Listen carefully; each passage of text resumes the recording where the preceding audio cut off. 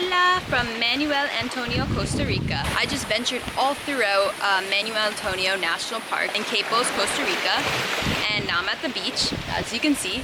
And I just wanted to share a few things that I wish I knew before coming to Manuel Antonio. So first and foremost, it's $18 US to enter the park, but that's not the thing I wish I knew. I wish I knew that they didn't take cash. I assumed that they would take cash, and that's all I brought with me. Luckily, I had my debit and I had my credit card on my Apple Pay on my phone. But I didn't know that, and there's a few people that only brought cash as well, and they're like, how do we pay for a ticket? So I ended up actually buying some tickets for some people, and they paid me back in cash. But yeah, I wish I knew that before I came, so definitely make sure to bring your debit and credit card because they do not take cash whatsoever. Number two is you don't need a guide to see animals. When I was researching Manuel Antonio before I came here, all I could see is get a guide, make sure you get a guide, you should get a guide, like we recommend getting a guide. I do not recommend getting a guide because first of all, when you're with a guide, you can't really enjoy it with yourself or with whomever you are doing it with because you're more focused on what the guide is saying and you can't really truly be with yourself in beautiful nature. So that's number one reason I don't recommend getting a guide. And number two is when I was entering the national park, so many guides are waiting there for you to say, yes, be my guide. But, and they're all like, you need a guide. You're not gonna see any animals without a guide, especially the sloths because they don't move. I saw 2 sloths, a baby and a grown one, and they were so cute. And I didn't need a guide to see one. I saw a white-tailed deer, and those are really rare those are really hard to find. And obviously you're not gonna see a white-tailed deer when the guide is constantly talking and the deer is scared, it's gonna run away. I saw monkeys, lizards, frogs, sloths, so many iguanas, just so many cool animals that I didn't need a guide to see. If you want to check out the animals I saw, I'm gonna make another video with all the footage of the animals I saw so you can see all the amazing animals I saw, and you could see too if you come here. Yeah, you don't need a guide to see a bunch of amazing animals. Number 3 is come early to the park. I would recommend coming as soon as it opens. It opens at 7 o'clock in the morning and closes at 4 p.m. You're gonna want a lot of time, and also coming early, that will help you avoid most of the heat of the day, and it'll help you avoid the crowds because a lot of people like to come midday around 10, 11, 12. That's when it starts getting really crowded. You're probably gonna face a lineup coming in. When I came at 7 o'clock in the morning, probably around 7:15, and I just blew right through, no lines at all, no crowds in the beginning, even no crowds now. Like, it's not crowds, it's just there's people, but they're not crowds. So yeah, definitely come early to the park so you can get the most out of your money that you're paying for and spend the most time here that you can. Number 4 is don't spend all day at the beach. Manuel Antonio has a very nice, very beautiful beaches, and a lot of people, when they come, that's the first thing they want to see, so they end up walking to the beach. The main trail goes straight to the beach. So a lot of people end up going to the beach and spending a lot of time there, and they don't spend a lot of time appreciating the nature, the animals, the wildlife, the plants. Yeah, definitely come to the beach and enjoy it because it's so beautiful here, but definitely don't spend so much time at the beach because beaches are beaches, right? But like these beautiful animals, and Manuel Antonio is just so beautiful. It really would be a shame if you missed out on like a lot of the animals that you could see here.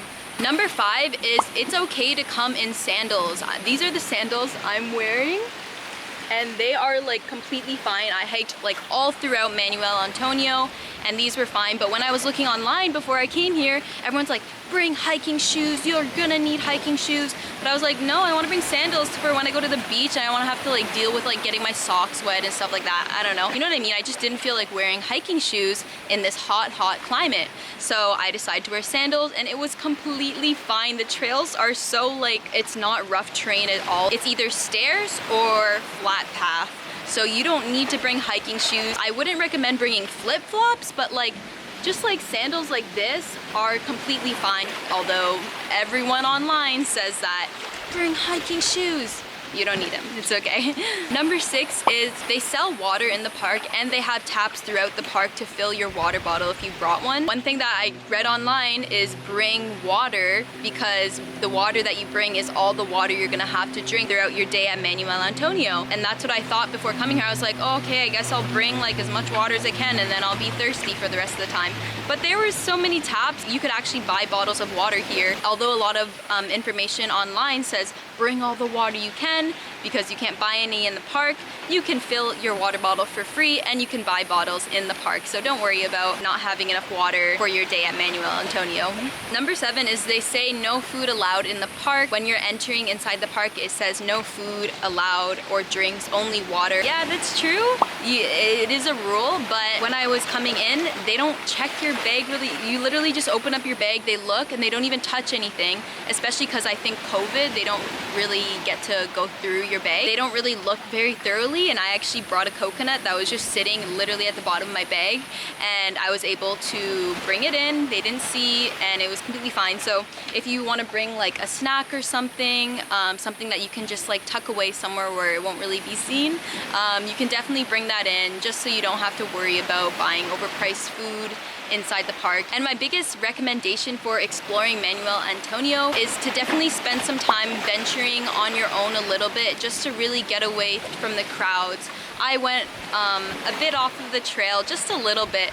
I don't think it's a rule to not go off the trail. Like, I saw it was a recommendation, but one of the tour guides saw me in there. He's like, please don't go off the trail. But then I saw later on a sign, it was said, recommendation, don't step off the trail. So I guess it was a recommendation, not really a rule. I'm not really that sure, but definitely I would recommend stepping out of the trail, because that's where honestly, that's where I saw some of the rare animals that I know a lot of people didn't get to see, just because along the trail there's obviously people talking, walking, noises, and animals aren't going to go near there. So definitely I would recommend just like venturing out a little bit, even just to get away from the noise and to really just hear the noises of nature for yourself and not have to worry about anyone else in the park. Another recommendation is, as you can see, I'm kind of on a secluded little beach area here. Let me just got some very nice sand here. It's not even sand, it's like little small rocks, so it's not like the type of sand that's gonna go everywhere. But this is where I am, and you're probably wondering why there's no people here. Well, that's because, again, for my recommendation, venture out by yourself. Don't stay where the crowds are. Gemelas Beach, I think it's called. Gemelas Beach is right over there. And I went to the beach, there was people, and you know me, I like to explore a bit, so I just walked a bit to the right of the beach and I found this little paradise here. So now I'm completely on my own here. I was just chilling, I ate my coconut, and you can just chill here, take a break, and then head back onto the trail if you'd like. So just keep walking to the right or to the left of whatever beach you find yourself on, and you'll find a little paradise like this where you can just chill, lay back, not have to worry about people, and you can go swimming if you're traveling solo like I am. You can go swimming without having to worry about anyone taking your bag. So yeah, those are my tips for Manuel Antonio. I hope you found this helpful, and I hope you come visit this amazing, beautiful park. I'm honestly having like the best day of my life right now. Like, it's just so great. I've had so many great experiences. I'd like to share it all with you right now, but I'm gonna make a video later with all of the footage, all of the monkeys I saw. I had so much great experiences with monkeys and animals and saw so many different things. So I'm gonna make another video later showing all of that and showing more footage throughout Manuel Antonio, so you can get a better view of what it really looks like inside and what the trails look like, so you can see for yourself. So yeah, I hope this was helpful, and I hope you come here and visit Manuel Antonio because it is so beautiful. Thanks for watching.